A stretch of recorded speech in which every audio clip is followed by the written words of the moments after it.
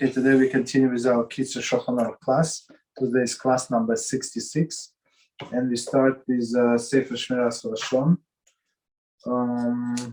Topic today is self-destruction.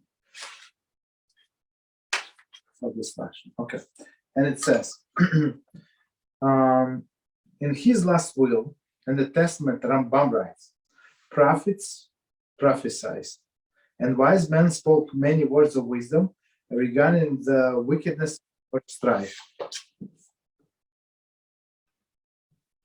Okay, regarding the wickedness of strife. And they did not plumb its full depth. Okay, so the prophets prophesied, wise men spoken about in depth, about the wickedness of strife, and they did not plumb in full depth. Okay. Thus, any attempt to fully describe the great destructiveness or strife will be insufficient. We will therefore offer only brief citation concerning this matter, and allow the men of intellect to ponder further the matter state. So basically, Rambam said that the prophets say and wise men explain, but it's not even enough, right? Not even full depth. Okay. So Medrash. Rabbi Berachia said, how destructive is strife? The heavenly court does not exact punishment from the living until age of 20, right? That's a famous fact. So until the age of 20, the heavenly court cannot exact the punishment, but earthly court, as we know, from the age of 13 of boys. The Jewish court on the earth do not punish until the age of 13. Okay, exactly, for male. Yet, in a dispute involving Korach, infants were swallowed up into abyss, as it is written, with their wives, children, and infants. The earth opened its mouth and swallowed them and their households. They and all that was theirs descended alive into the pit. Midbar and 7. So basically, we see here not only that those were punished, but also children.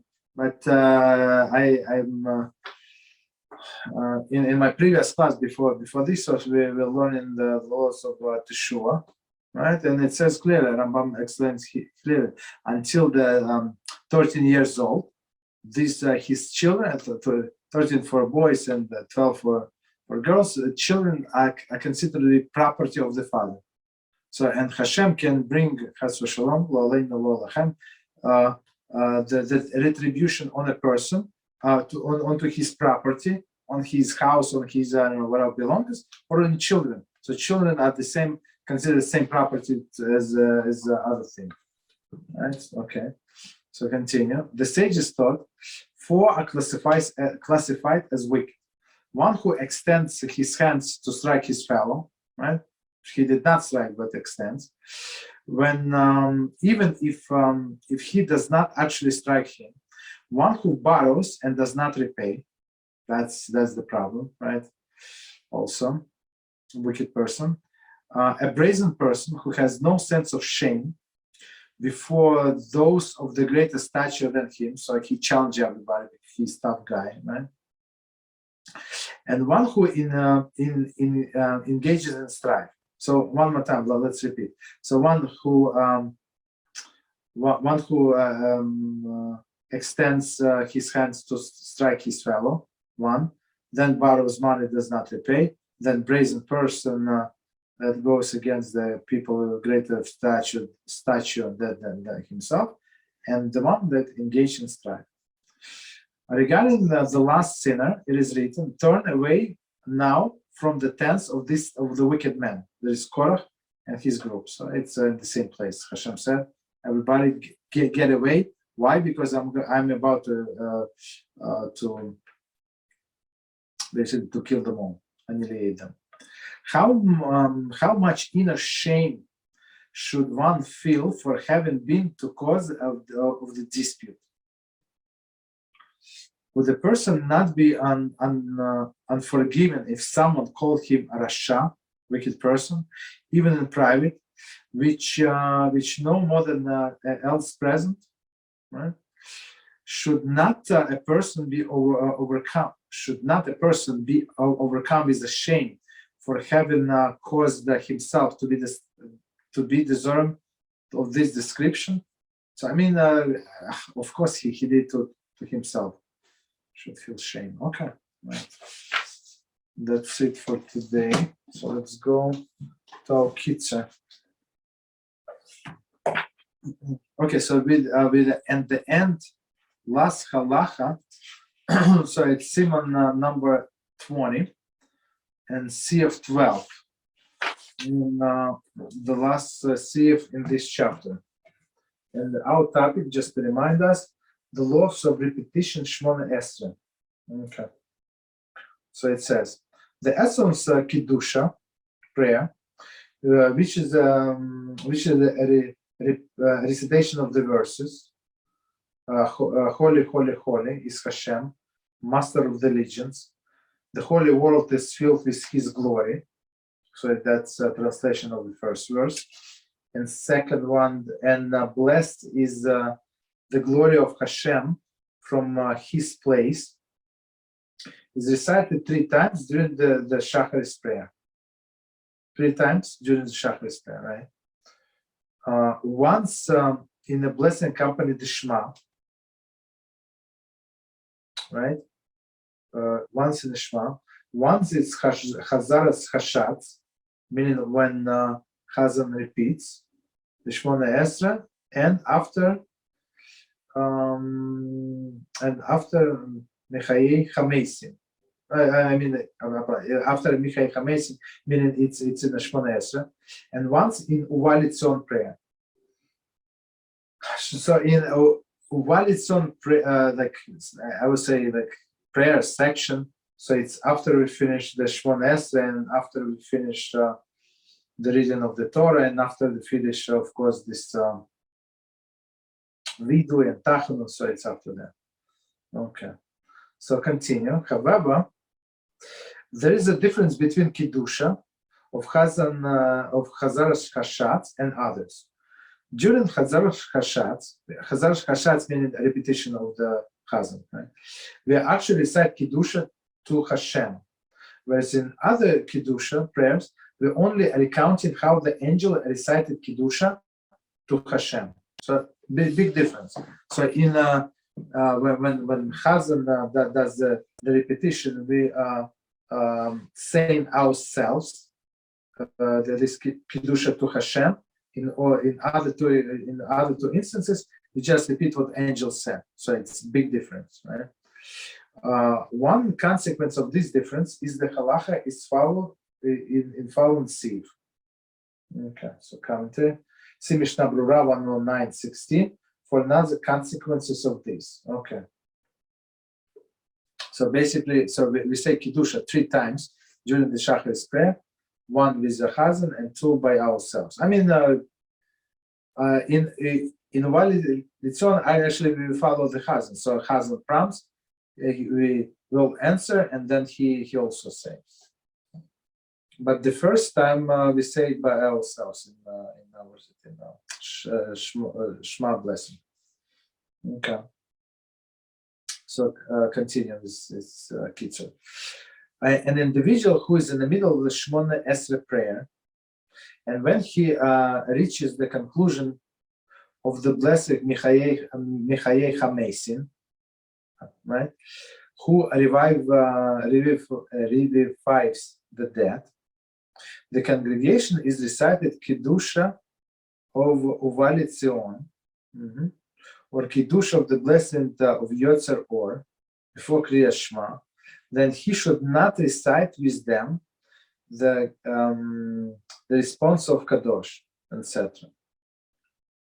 But this Kiddusha recitation are not the same level of the holiness as that of the Kiddusha of Chazaras Hashatz. Okay, so let's try to understand what they're saying here. So as we said, we say Kiddusha in 3 places. First, in a lesson of the Shema, then in a repetition of the Shemona Esrei, and third time in Uval Etzion, right? So basically the situation is the two situations. He's like a little behind. They meaning that they are already in Uval Etzion at the last section, and he's still in the Shemona Esrei, or he's a little advanced. So he already started Shemona Esrei, but they is still in Shema. Maybe it's different meaning. I'm not sure. Whatever situation is. So it doesn't matter. So basically, he says Hamesim, Mechayeh Hamesim, who revivified the dead, right? So and after that, if he would, if Chazan would lead the congregation, so the Chazan would say here the Kedusha, right? And we said before, if he is davening by himself, right? If he's davening like his personal Shemona Esrei, and the Chazan went there, so some say that he can say Kedusha, right? Because he's in the right place. But here, right? But here we say he cannot answer because Kedusha in a Shema, in lesson of the Shema, and Kedusha in Uval Etzion are not on the same level. As we said, there we only recount what the angels were saying, but Kedusha in the repetition of Shemona Esrei, we actually blessing HaShem ourselves like angels. That's why we have to keep our feet together and stuff like that. Continue. However, if when the individual has already said Michayei Hamesim, the congregation recited the Kedusha of Musaf, even though he's in the middle of the prayer of Shacharis Shemona Esrei, he should respond with Kadosh. Exactly what you said. So if he's allowed to respond to Musaf, then needless to say, he's allowed to respond to if it's Shacharis prayer. Okay, let's see commentary. So, the Mishnah Brura 109:17, which states that he should recite the entire Kedusha, including the additions that are particular to the Kedusha of Shacharis or Musaf. He should recite the entire Kedusha, including the additions that particular So Mishnah, so Kedusha on Musaf is a little different than Kedusha on Shacharis. Okay, so they say, okay, you can recite the whole Kedusha. But it's I'm not sure how often the situation is going to happen, but it's possible. Of course, it's possible. Maybe he would wait, like if it's only a few seconds, he would wait to do Kedusha with them, even though he's in Shacharis, they're in the Musaf, no problem. Okay, continue. The same applies if it were reversed, and he was praying Musaf, and he hears Kedusha of Shacharis being recited. Because of Kedusha of Shacharis and Kedusha of Musaf are on the same level of holiness. Okay, so basically he's allowed to respond, but one more time, and if he's in precise the same place in his Shemona Esrei at this point of time. Okay, got it? Continue. You're good? Okay, so we started a new topic. So the topic is the laws regarding how to compensate for missed prayer. So we spoke about it briefly, right? When the person missed a prayer, right? And so now we're going to details how to compensate and when somebody is allowed, when somebody is not allowed. Okay. So let's see. So commentary. The commentary. Each one of the 3 daily prayers must be recited within a specific time span. Okay, as we said many times. After which it may no longer be recited. Nevertheless, under circumstances, compensatory prayer may be recited to make up for his prayer, for the missed prayer. These circumstances and the particulars of such a prayer are delineated in this synod. So let's see, there is a commentary.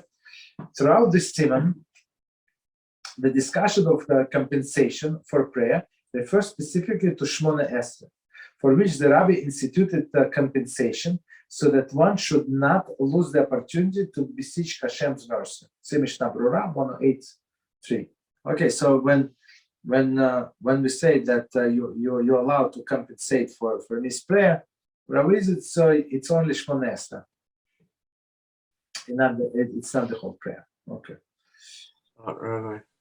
So what's it called? If I say I'm not allowed to say the Mincha Uvalatzirin by let's say Ma'ariv, I can only say Shmonez. I mean Mincha Aleinu. I can't say the Mincha Aleinu during Ma'ariv. Yeah, exactly. Mm-hmm. Okay, got it. I mean, okay, you can say Aleinu since it is a psalm, so you can say any time you want, but it's not going to be counted as you said during the Mincha. Aleinu is all psukim. I thought some of it isn't psukim. I apologize. I thought you say Ashrei. No, Aleinu you can say it's psukim. Yeah. Oh, okay, Aleinu, got it. Okay, so continue. So CF number 1. It has already been explained in Simon 18 that if one deliberately allowed time for the prayer to pass, he has no way to of compensating for the missed prayer. That's where when we get all these questions, right? And I said have some patience, and we're going to get to get it. Okay. So basically, if he did, he knew that the time is about to pass, and he said, no, let me go to the store, let me go to do this business, that business. So basically, there is no way for him to say this prayer again. Coming to him, then not again, but to compensate. According to Shulchan Aruch 108.7, he may nevertheless recite Tefillas Nadav, the native prayer. So meaning extra prayer that we're going to learn about it. See Mishna 108.22. See Shulchan Aruch 107 for the laws pertaining to this type of prayer. Kitzur, however, rules that the native prayer is never recited nowadays. Okay. So the native prayer, it's like a voluntary, completely. If I remember correctly, so he has to like add something or add some some requests to that prayer. But okay, so let's go by Kitzur. Nevertheless, if due to an error or in involuntary situation, one did not pray during the proper time, or if one erred in his prayer, in a matter in which he is required to repeat the prayer, but by the time he realizes his mistake, the time for the prayer had passed, in all these instances, one may compensate for the missed prayer by reciting compensatory prayer after the reciting the next prayer. Okay, so there are a few commentaries. So let's do this piece from the beginning, and we're going to explain. I have a question. What's it called? Does it count? It's within one's power, because let's say we knew right away that 38 minutes after Shkia is already a different day. Okay, let's say, right, and we couldn't say it anymore. So my question is like this: let's say we were trying to say it, so on and so forth, right? We were trying to say the thing, but we ended up, because the koilel, right? We said what's it called? We said the short amida, the repetition first, okay, right? Then we said the actual amida. In that case, we could have done the amida at the right time and had the repetition at a different time. We could have had the repetition afterwards. So why? So does that count as out of one's power and one's power, or no? No, it's not. I mean, he did not down completely, zero. He did not pray. Period. Why not? Exactly. That's the question. So they say in a situation beyond his control. I don't know. He was He was sick. He has a high fever in the morning, and let's say by afternoon he feels much better. There is no more fear. At least he feels better, so he can pray. So even though he's not obligated to pray, but he can pray on Mincha two prayers, one for Shacharis and one for Mincha. First you always pray the Shmona Esrei for the prayer, that the current prayer, and then the second is additional one, not the opposite. You understand? Or I know something happened in his house, like he had a flood in his house. I don't know, whatever happened. So, and he was taking care of this flood, right? And stuff like that. And by the time he finished, it was too late to pray Shacharis. I think it's possible, or other things, children, small children, many other things. In the case that I gave you, it's not at all. He didn't say them either. No. I mean, they prayed. Here he missed completely, or he made a mistake. For example, as with all these additions from our not from previous chapter, but from the chapter before, right? He missed this addition for Rosh Chodesh, for this and that. So when we require him to go back, or he did not say Mashi Faroch Morit Hageshem, right? Or said whatever mistake he made, when he's supposed to go to the beginning of the prayer and he did not, then he realized later, somebody told me, did you say this addition? We actually start today. He said, whoa, I forgot this and that. So in this case, he has to pray again. So he has to pray again in the next prayer. Mm-hmm. So one more time. He missed completely, or he did, or he erred. That's two scenarios. But then, of course, there was circumstances beyond his control.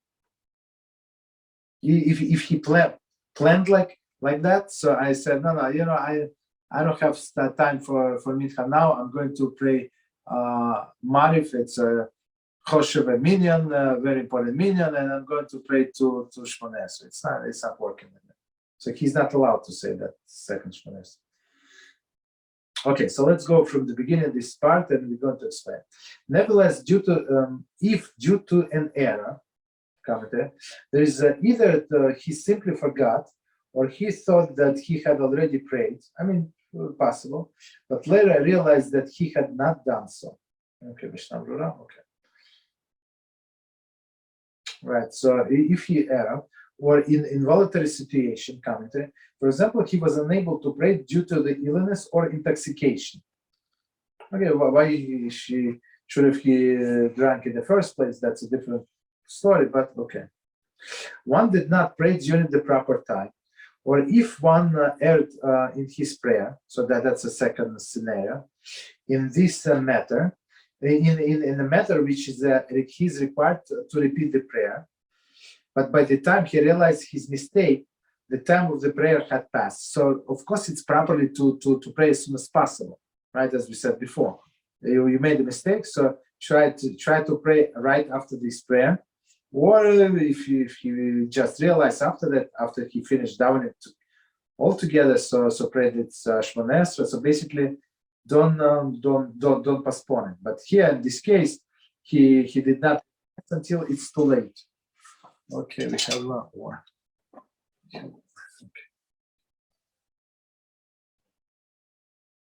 Hi, or we learn the laws regarding how one can compensate for a missed prayer. So if you did not say a prayer for whatever reason, so I mean not voluntary reason, so you are allowed to say it in the next prayer services. Okay, so continue. Just one second. So let me say it again. In a matter in which he is required to repeat the prayer, so he missed something in a Shmoneh Esrei, and now he has to go back. But by the time he realized his mistake, the time for the prayer has passed. Okay, which is possible.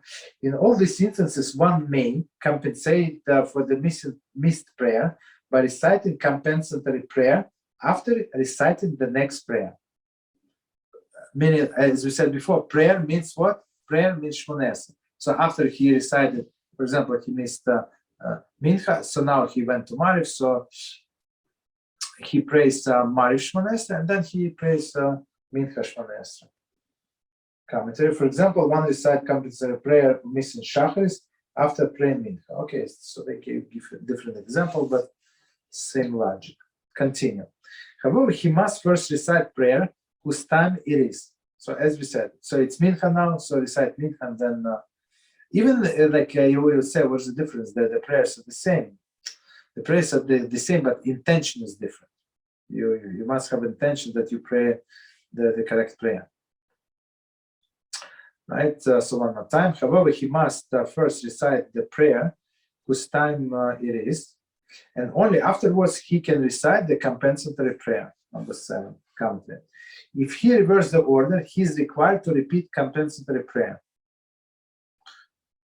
See Shulchan Aruch, Mishna. So that's so if meaning if he reverses the order,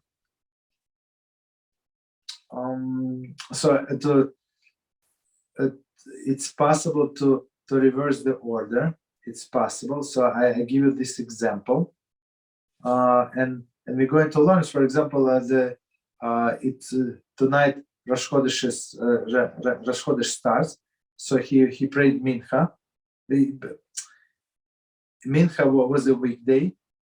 On Mariv we have to add Yala v'Yovei. So how and he prayed first. He prayed the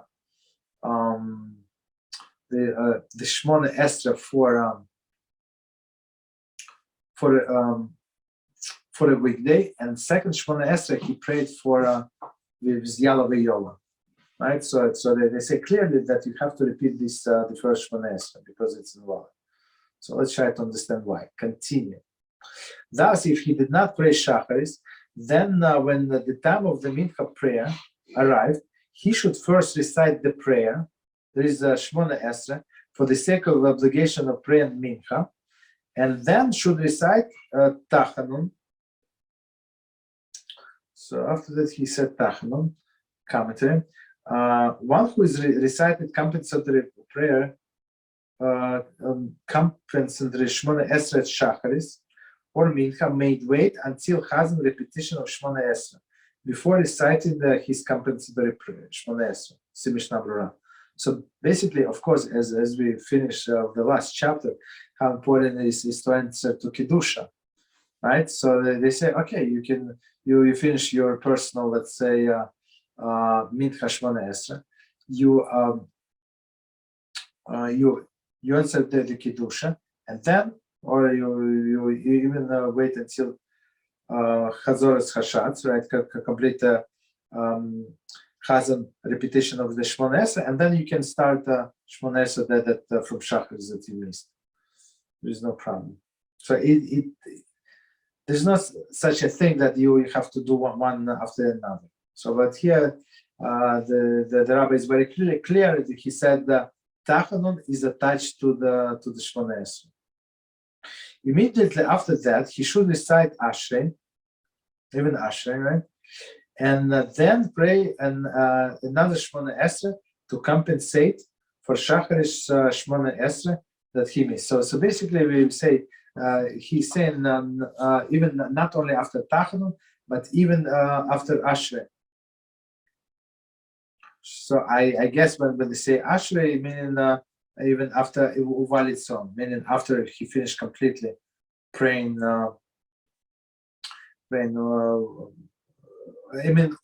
almost completely he finished the Shacharis, so he said second Shmona Esrei. Continue. Similarly, if he did not recite Mincha on time, so before that we said Shacharis, now we said the Mincha on time, he should then at proper time recite the Mariv Shmona Esrei, and then wait only the amount of time that it takes to walk for Amos. They say approximately 2 or 3 seconds. In this case, however, he does not recite Ashrei, okay, as we said before. Rather, he should immediately recite the Shmona Esrei prayer to make up for Mincha. Okay, so in this Shacharis is very simple. I'm sorry, in the Marif is it's very simple. So he finished the prayer, right?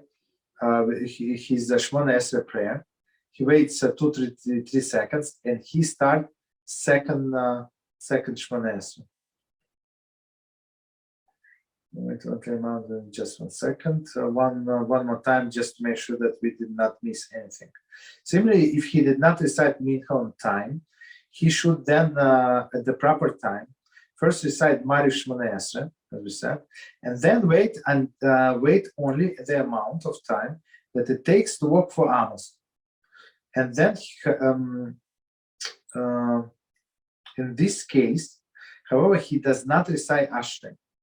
Okay, so Ashrei is, that's it, he means Ashrei. Rather, he should immediately recite Shmona Esrei prayer to make up for Mincha. Okay, we did not miss anything. So let's see. Oh, Rabbi. Yes, go ahead. When we say immediately, do we mean after the repetition or no? No, during the Marif, there is no repetition. No, I'm saying in general, because for other times you have to do it, what's it called? Because let's say I missed Shachris and now it's Mincha. And I just have Mincha and now they're about to repeat the Shemona Esrei. So do I say it while they're repeating it? Let's say I have 30 people, I know 10 people are listening, let's say. Exactly. So you can do that, but they say that the proper way is to at least do Kiddusha. And then separate to Kiddusha and then do Shemona Esrei. Or they, another opinion said you even allowed to start after the completion of the HaZohar repetition by the Chazan. Why? You don't need the minion. You personally do not need the minion for that. You compensate for something previous. Maybe it's a good idea to start at the same time as the Chazan. No. Maybe. I mean, unless you know the Chazan, unless you know that his tune, so it's not so easy to follow. Got it. And I say better not to. I mean from myself, just logically. I'm talking logically, right? So you would not be able to concentrate on what he's saying because you would always think to be like in sync with him. You understand? So I don't think it's a good idea. In other examples that we gave before, if it's that's preferable way, that's I mean he has no choice. That's a different story. But here, as you said in an example, you said there are other people, 9 people who can answer. So basically, don't do that.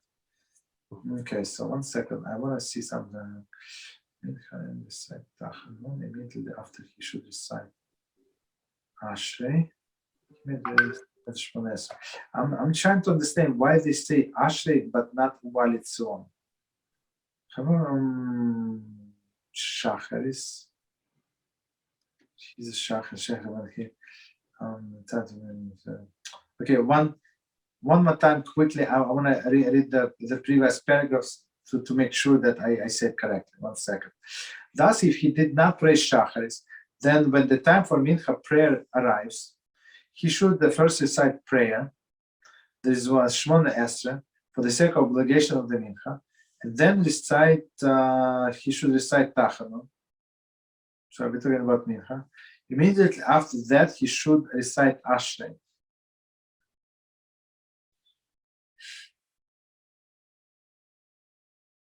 And then pray Shmona Esrei to compensate for Shacharis. Shmona Esrei that he missed. I'm not sure what does it mean. So it looks like between the two Shmona Esrei, the author is saying that to recite Ashrei, because in Mincha there is Ashrei only before the Shmona Esrei, right? Then you go Shmona Esrei, then Aleinu Shaber. I mean, then TIKKUN and Aleinu Shaber. So looks like he said that the way it is written here. So he said, do Mincha, Shmona Esrei, do TIKKUN, do Ashrei, and then do second Shmona Esrei. Okay. So I'm not sure. I'm not sure why. I think I learned it, but I don't remember what was the reason. Why do you need the second Ashrei? Okay, but anyway, we just follow whatever they say. I think even if you forget about Ashrei, it still should be sufficient. Really? Do the same laws apply to Shema or no? If I miss Shema, if I no. It's only for the what is it for Shmona Esrei. For Shema, if time passes, that's it. You cannot compensate. I mean, you can say Shema with even after some even after certain times and until the noon, right? The actual noon. Some rabbis say you can even say with the blessings before and after.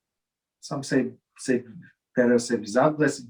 Some say that you can even say with blessing, but it's but after that time you can only would only be counted, right? And even after afternoon, it's not the proper time, like before afternoon. So after the fourth hour, that's it. It's like too late.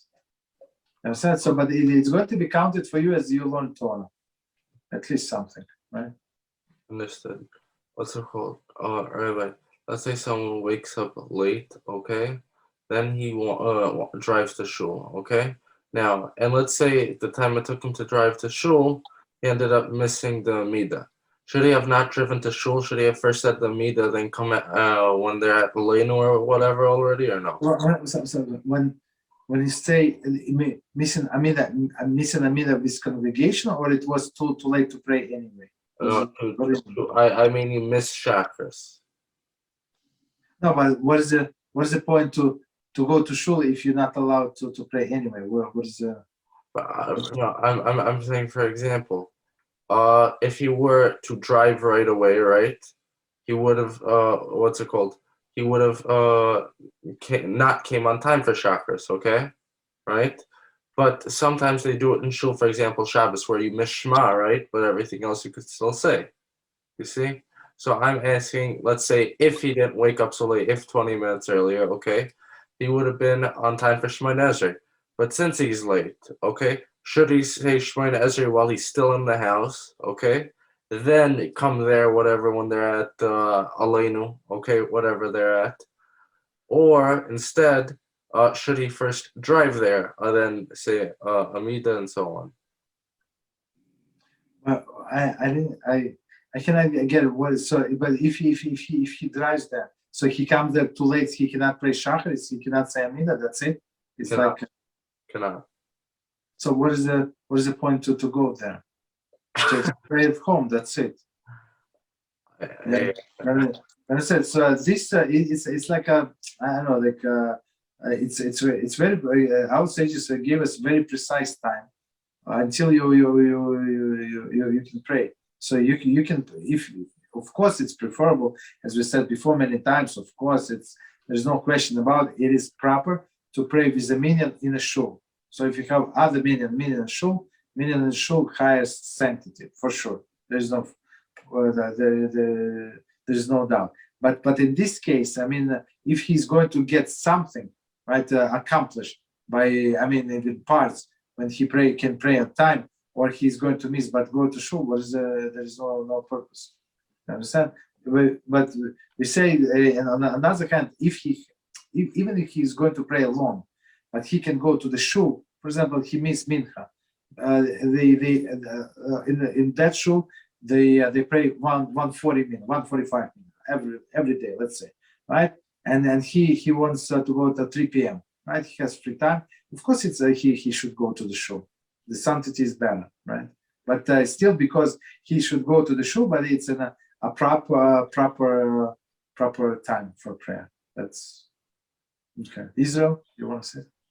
Yes, about this, will the shul close the doors if Shacharis times already started? No, they don't close the door. No. So you can enter to the shul in middle of Shacharis and they won't say anything? Yes. No, they won't. I mean, it's annoying when they're praying and some especially when people come, all of the latecomers, they make a lot of noise somehow. They with the key, with this, with that. I mean, if you come quietly and sit on the back, that should not be an issue. So as David was saying, if you are not going to get on time to Shachar, is not worth to go and drive to the shul. Yes, yeah, I know, but he specific example. That's why I asked him all of this question. So in his example specifically, he said that if he is going to drive to shul, he is going to miss the. So he was going to come there too late. You understand? Too late. It's too late. For example, it's too late to pray shacharis. That's it. So let's say I don't know what time is now. It's maybe 11 o'clock, 10:45. I'm not sure. Whatever. So let's say until 10:45 you're allowed to pray. After 10:45 you're not allowed to pray shacharis. I mean there is some exception. They say some say it's after up to the midday, but we go with a strict opinion basically. And another question is if you can pray the Shema without the blessings anytime. Yes, it's since those are psukim from the Torah, this parts from the Torah, right? Okay, so you can say it, but it's going to count for you as the learning of the Torah, not as the same as the Shema. I saw some extracts, it's not the full service, not the full prayer service, but it's like a how do you say a sheet of the it's I don't know how to say, it's only a page and it contains the basic of the Shema, and I was asking if you can pray this Shema every time, anytime, all times you are willing to pray it. I heard about it, so but I heard about what are you talking about, but we don't use this contracted prayers anymore. Maybe some people put on the wall, they hang the prayer on the wall. No, it's an olden times where people were in danger, that they would travel on a donkey to the dangerous area, through the dangerous area. So it was like shortened version. I think the Talmud is talking about it, but today we don't do that. And when even in the prayer, in the middle of the prayer, and you say the Shema with all the blessing and everything, you must say you say the Shema silently, loud, or how's meant to say? The first, let's say like a simple, straightforward scenario. So I just came not recently from a Mali, right? So everything on time, there is no problem. So the verse Shema Yisrael HaShem Elokeinu HaShem Echad. So we say out loud, right? Only one verse, and then Baruch Shem Kivot Malchuso L'Olam Va'ed, we say quietly, whispering, and this the next paragraph in undertone, like not too loud, but so you can hear yourself and not annoy people around. Because I asked this because, and I wonder this because Amidah Shemona Esrei must be recited silently, but enough to for ourselves to be heard. No, it's I mean, yeah, of course it is called silent prayer, but it's not silent. So, silent when you're quiet and when you read only with your eyes, right? But that's not true as well. Shemona Esrei, you have to hear yourself. You know, you have to whisper, but as loud as you can hear yourself. Yeah, so but I mean, maybe you are not allowed, I don't know, but maybe there is a law that you are not allowed to be yelling the Shemona. Exactly, yes. You're not allowed. Maybe it counts as a sin if you are yelling. Exactly. So I wonder the same, what about the Shema? If you are going to... No. It's so also quietly. No, some people in some congregation, I remember in Israel, I went to this congregation, Yemenites, right? And they would everybody would recite in unison, like a small children. Very nice. I liked it very much. Yeah, understand? Everybody's out loud. I liked it. Right. So okay, we good? Continue. Rabbi, if I'm putting on tefillin, And what's it called? I missed the time for the Shemona Esrei. Can I still say Shemona Esrei? So don't put tefillin and say Shemona Esrei. Uh-huh. So you can put tefillin later on. So it's proper to put tefillin for Shema, before Shema, right? But if you see that it's not enough time, so say Shema and then put tefillin later on. And if I made a doubt in my calculations, let's say I thought to get to the shul, right, it's gonna take me 5-10 minutes, whatever. It ended up taking me 30 minutes, right? So and I didn't pray at home instead. So does that count as out of my power or no? First time, yes. Second time, absolutely not.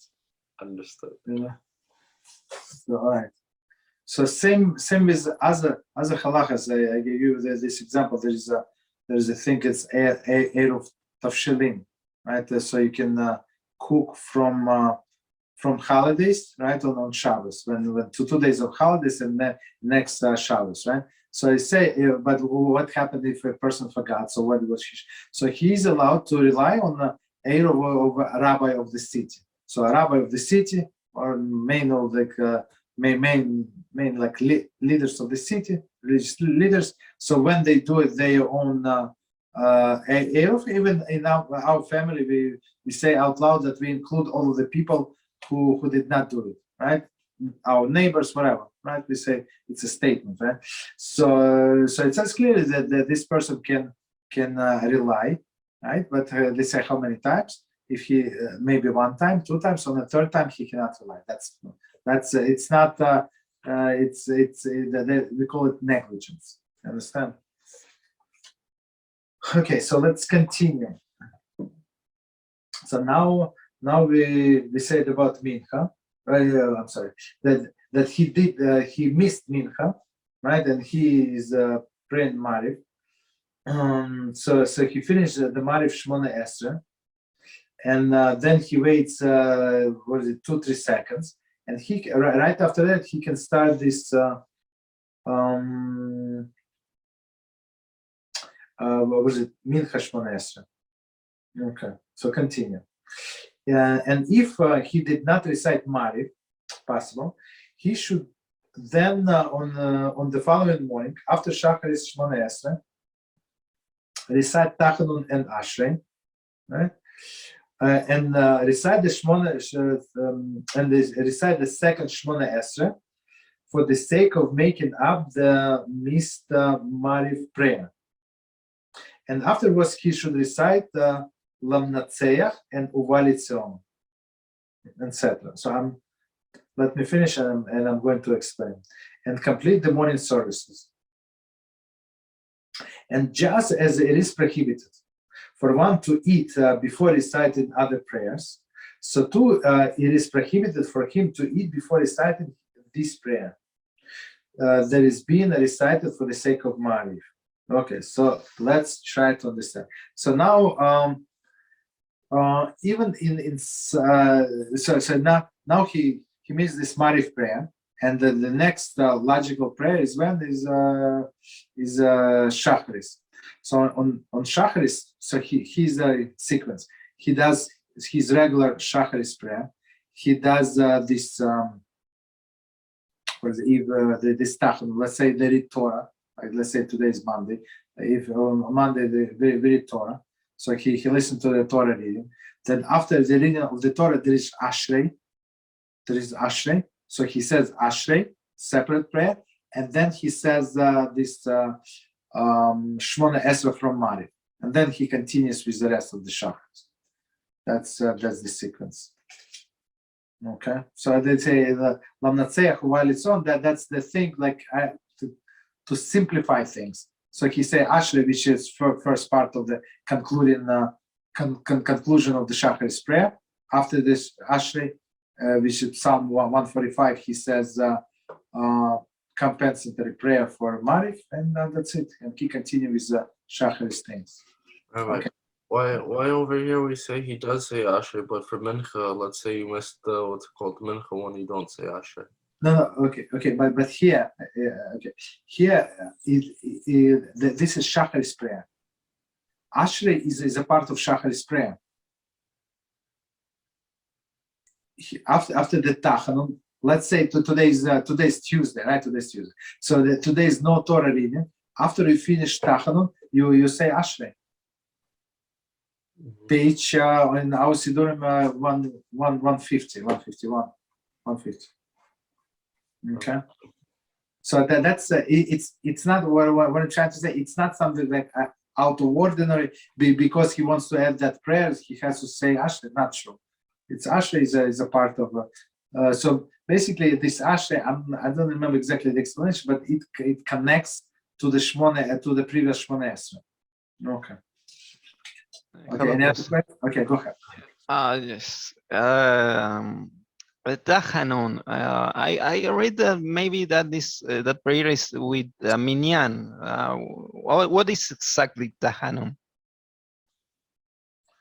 Tachanun is like supplicatory prayer. So when you ask HaShem for mercy, so there are two different Tachanuns. So one is a longer one, is on the days when we read Torah, meaning what on Monday and Tuesday. On Monday and Thursday, we said the longer Tachanun. It takes some time, right? But on all other days, except Shabbos and holidays and Chol Hamoed, all this on Hanukkah also. Hanukkah is coming. We also do not say Tachanun because all of the holiday and minor holiday they call it. We don't say Tachanun, so it's a shorter version.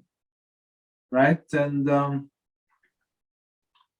so there is a tradition, as we explained last time before, the Ashkenazim fall on their hand, or like this, go like this, but Sephardim don't, and there is a little different, what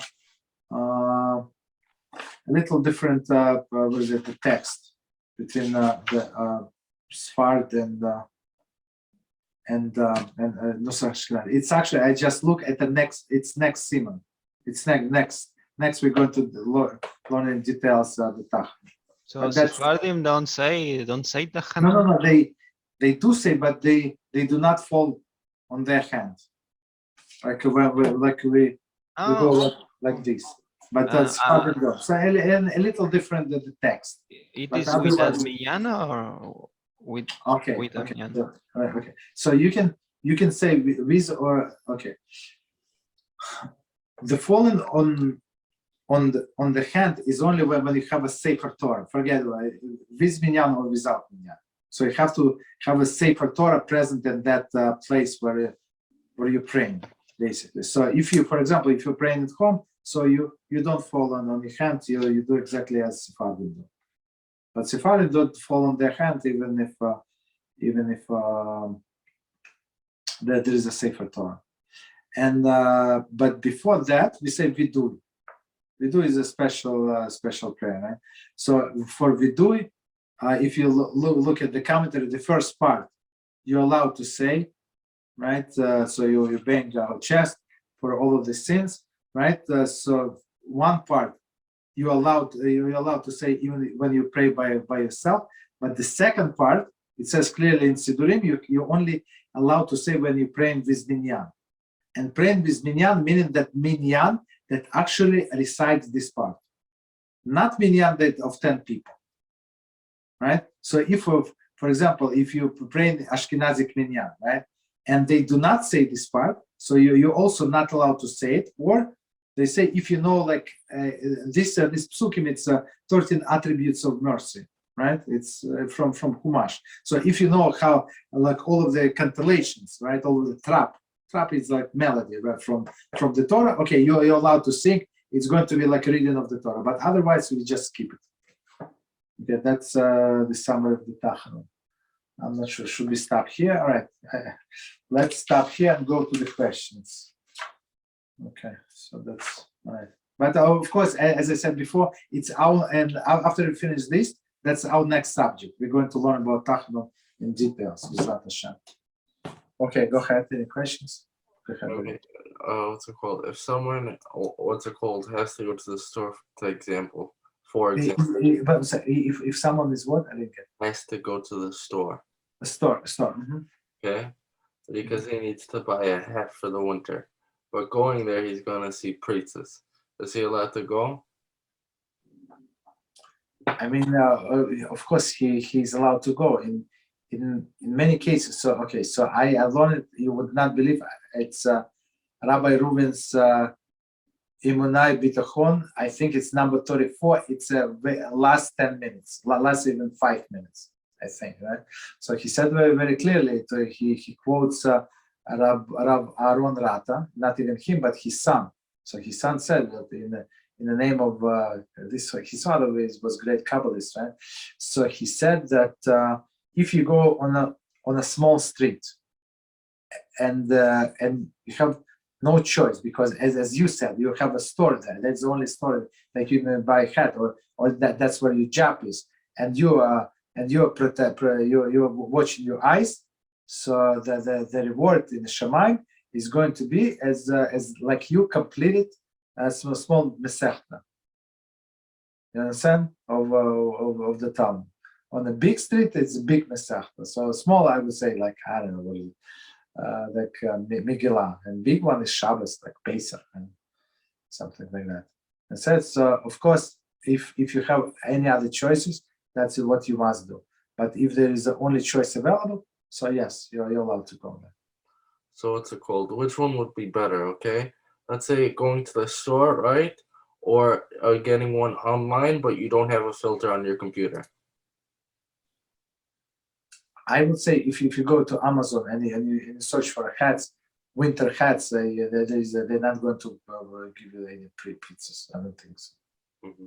Yeah, understood. So I'm trying to, since it's especially for the clothing, right? That there is free return on Amazon, so or in other stores, like in other stores, men's clothing store, even women's clothing store. So why don't you buy like all of the sizes, all of these the styles, whatever you want, and then just return them, whatever you don't need. I mean, you save time and you have all of the options available. Why would you go to the store and put yourself in danger?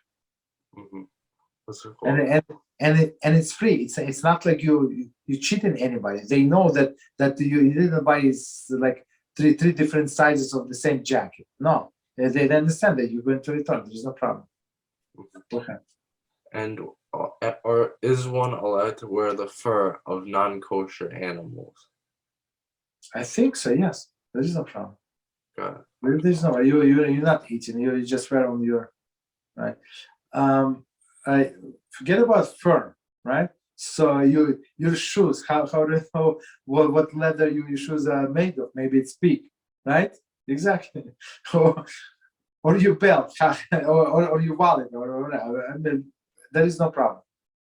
There is no problem to derive benefit from this non-kosher. And plus, in medicine, they add, I don't know. Whatever. Okay, any other questions?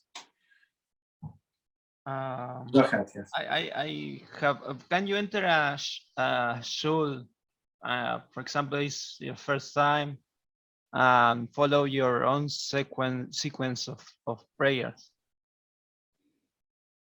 Say it, I didn't get your question. So you go to shul for the first time. Yes, and they are all praying in Hebrew. You not understand anything. Can you follow your own sequence of prayer quietly? Okay, so here's a problem. All right, so we have this law. So you're not allowed to go against the congregation. You're not allowed to separate yourself from congregation. What does it mean? So nobody's checking where are you in your prayer. You agree? Nobody's coming and looking at your siddur. Nobody, right? But on another hand, if everybody like stand up and bow, that's what you must do. If everybody's reciting Kiddusha and you whatever you do, you have to at least pretend that you're doing something. You cannot sit when everybody is standing. You understand? And when everybody's sitting, it's there are always few clowns. I mean, I hope they have a legitimate reason to stand. You understand? When everybody's, if they're behind or some, like, it's always in every shul. There are a few guys that are always walking back and forth. Like navigate. It's so annoying. Like, understand? They have zero patience. Unfortunately, me personally, I feel so bad for these people. You understand? It's impossible. It's like impossible for them to survive these prayer services. But okay, so one more time, the proper way to follow the whatever they do, at least from externally. You understand? Internally, meaning that you can read whatever you want. But on another hand, the main point for us to go to the shul is to pray Shmoneh Esrei together. So after sometimes you will figure out and see when they start the Shmoneh Esrei. You understand? So I mean, it takes just 1 or 2 or 3 or 4 times maximum to understand with what speed that they're praying. So you hear Shema, you know. Before Shmoneh Esrei, everybody stand up. They say in the Shachar is Goal Israel. Everybody 3 steps back, 3 steps forward. So you know that it's like, I don't know, let's say you go to very early minute, like 6:25. That's when they start Shmoneh Esrei. Okay, now you know. You understand? So now you can adjust your prayer, your prayers to be like in sync with their prayers. You understand? Rabbi, what do I do if, I'm Barka Shema, because where I go, they take a long time to do the first bracha, right? And so I'm sitting there waiting for them to do Kedusha. I'm allowed to just sit and wait for them to do Kedusha. It doesn't count as a problem with the bracha, like I didn't say it in time or anything like that? No. So basically, I want to say, let me try to understand. You saying that you're faster than them, the congregation? Okay, there's no problem. It's not waiting silently is not considered to be interruption, basically. Got it. But trying to answer Kiddusha with everybody then. If you already waited, don't waste your time trying to answer Kiddusha properly. And besides that, so I know that since it takes them a while to do Kedusha and to get there, what I do usually is, because maybe I didn't finish Korbanos or something, right? At that point, I finish my Korbanos and so on and so forth. That's allowed or no? When during No, I'm saying I didn't say the first bracha of Berkah Shema. I'm saying, okay, they're saying it, right? Then let's say they're halfway through the first bracha of Berkah Shema, right? Before Kedusha, okay? And let's say, for example, Kedusha is at the very end, okay? So by the time it takes me to finish, to finish Korbanos, it's only a few seconds. I don't understand what you're talking. It takes them like 3 minutes to say half of the first bracha of Berkah Shema. I'm not joking with you, okay? So, but now saying for you Korbanos, it's going to be interruption. That's the problem. Don't say it. But I didn't say a bracha yet. I'm saying I didn't say Berkah Shema yet. No. I'm. One second. So. Okay, so we finish. Let me explain what David is talking about, and then so everybody would be on the same page. So basically, we say the Psuki de Zimra. So the first part of the Shacharis prayer. Then we say Borchu when we all bow, and then we say Birchas Shema, meaning the blessing before the Shema. But did you say Borchu or no? I said Borchu. Okay, so you want to say Korbanos between Borchu and the beginning? No, it's not. No. Not proper at all. No. That's it. It would be interruption. Don't do it. It doesn't count as Bracha isn't different than the first bracha Berkah Shema. Don't do it. That's you cannot learn. You cannot say extra things at that time. what's it called? But I can say it before after I finish Psuke December before Baruch, right? Or If you're waiting for them, yeah. Okay. if you're waiting for them, yes. Understood. And I can also do it after what's it called? I finish Ezra before the repetition, right? I mean, if you finish early, yes. Understood. Okay. And one more thing. Let's say the person, because for me, everybody says TIKKUN very, very quickly. So my question is like, I don't know. It's you're talking about same place. They say Birch HaShema 3 minutes and TIKKUN very quickly. Same place or different place? everywhere I go, they say TIKKUN quickly. No, but in this place, when they say the first blessing for 3 minutes, I mean, in place I go, they say everything in 2 minutes. So how is it possible? So I don't know. I've been going there. It's probably normal speed, but for me it's too quick. For me it's okay. All right. Okay. What's it called? So long story short, let's say I'm still bowing my head, right? Because I go to a shul, right? They're saying Vidui during Mincha, like we talked about before, right? And somehow I finish I finish my whole TIKKUN while they're already saying Kaddish. They're about to go say Kaddish. You hear? Yes. So the problem is like this. If I have like 3-5 words left, right? And he just started saying Vizgadel, Vizgadesh, so on and so forth, Yes. right? I'm allowed to finish those 5 words? No. Stand up. Uh-huh. Stand up, answer without to Kaddish, and then you can finish. Uh-huh. So let's say I bent my head. Okay, let's say there are 3 paragraphs for when you bow down your head, let's say, right?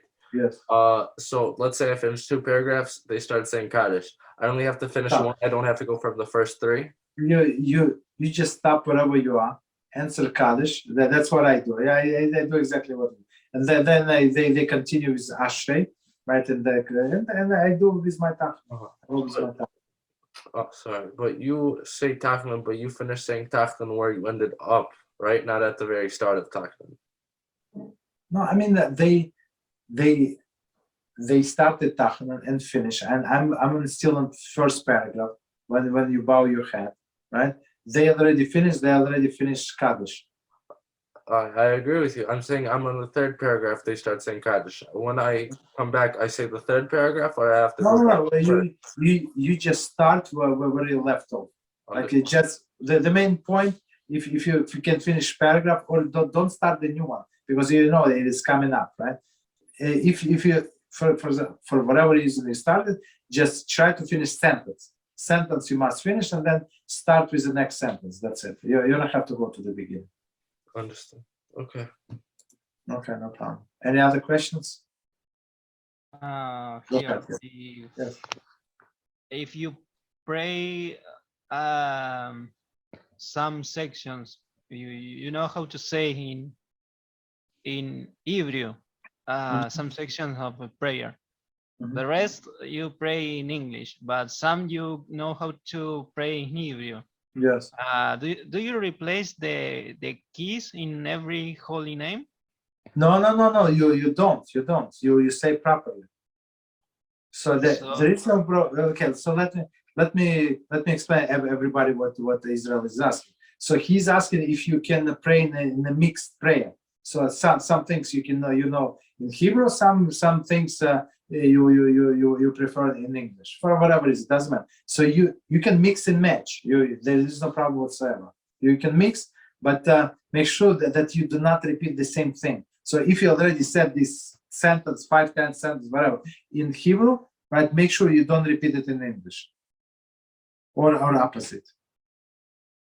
Because I have, for example, I have the transliteration of the Amida. Okay, exactly. And I'm having doubt when every holy name appears, if you have to put the key or to say it. No, correctly. You say it properly, because it's in the middle of the prayer. Of course, you say it properly.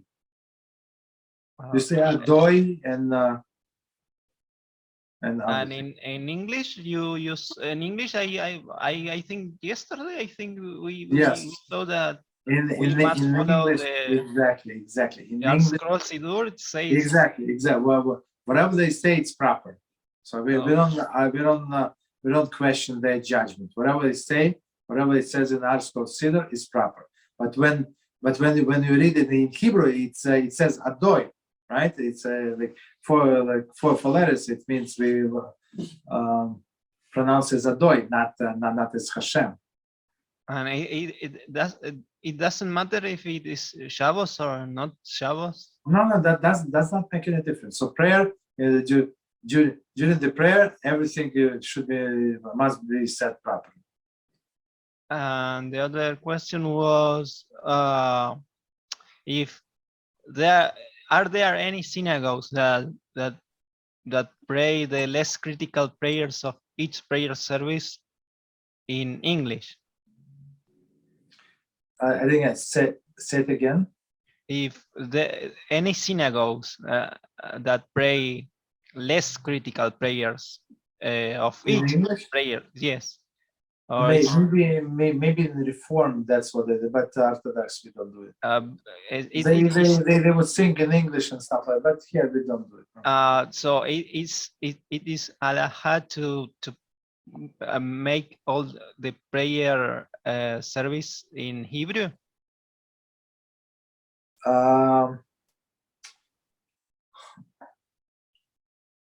Technically, you can do it in any language, I think. Because I wonder myself, what if I go first time to a synagogue and I don't understand anything because they are praying in Hebrew? How to maybe it's not true. So some like after, as I told you, like after sometimes you would figure out what is going on. Shema, you know, right? Borchu, you know, when they say Borchu and everybody bows. So there are few things that you know, and by few things, like every time you would add more information, and you will learn like this congregation does, what speed they pray and stuff like that. It takes very short time to adapt. And for plus, example, the other day I was watching on YouTube. I was Hassan. It was Hassan from Morocco, another from Sephard, Hassan. They were praying the Amidah, but they are praying with Aminyan, and I tried to follow, but at some point they say, for example, I think it was Kedusha, because I couldn't get what they were saying, but the rest of the prayer I almost get it in Hebrew, but some parts was. Why would they pray without minyan? What is it? I don't know. What is it? No. I mean, I was trying to see how it was a prayer, and how hard or how easy was to follow when they are praying in Hebrew.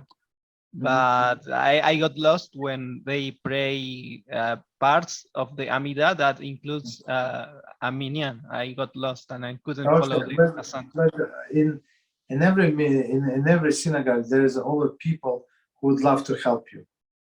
So if you ask a rabbi or somebody to help, so they will assign somebody to sit next to you and at least show you from time to time the pages, exactly what they're doing. That's another solution.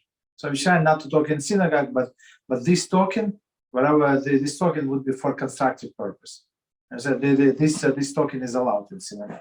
When for the sake of the prayer, he showed that now we're going to start Shema, so you know to get ready for the Shema. Now we're in 1 minute we're about to start Shemona Esrei, so you're allowed to listen to him and start Shemona Esrei. And finally, if can I go to a synagogue? It's hypothetical, obviously, and say nothing, just stay in the back and just observe. Can I go? I mean, it would look a little strange, but if you take a siddur, there is no problem. Just pretend that you're reading, but you can observe what's going on, basically. And if I think you are not going to be counted as part of the minyan if you are going to stay in the background. No. I mean, so don't. So in your situation, so only make sure that they have more than 10 people, Or if it's less than 10 people, you must let them know. Okay. You understand? But basically, when I go to different places, when I cannot go to a place where I don't talk to anybody. What do you want? I don't talk, period. So you take your siddur, or you have in some places, like let's say it's like a makeshift minyan, right? Like so you pray from your phone, from you siddur, like a pocket siddur, whatever. I mean, we don't talk to each other. I mean, just pray. Okay. Any other questions? Or you're too quiet today. Any questions? Anything on your mind that bothers you? Okay, you're a happy person. I have many things that bothers me, right?